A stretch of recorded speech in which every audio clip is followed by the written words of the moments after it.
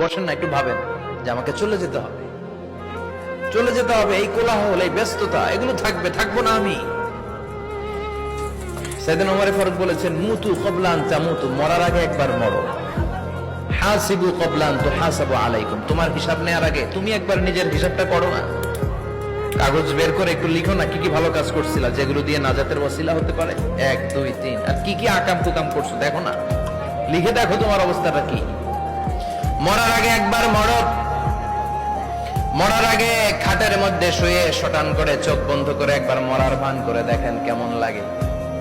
চোখটা বন্ধ করেন আর ভাবেন আপনি নাই, কি কি হতে পারে ভাবেন।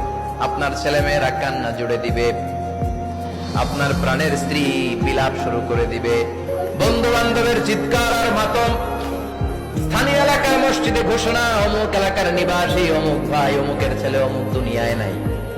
সব আত্মীয়রা চলে আসবে, ফেসবুকে স্ট্যাটাস দেয়া হবে, সবাই সবাইকে জানাবে বিকাল 4টায় অমুক হাই স্কুল ময়দানে আপনার জানাজা।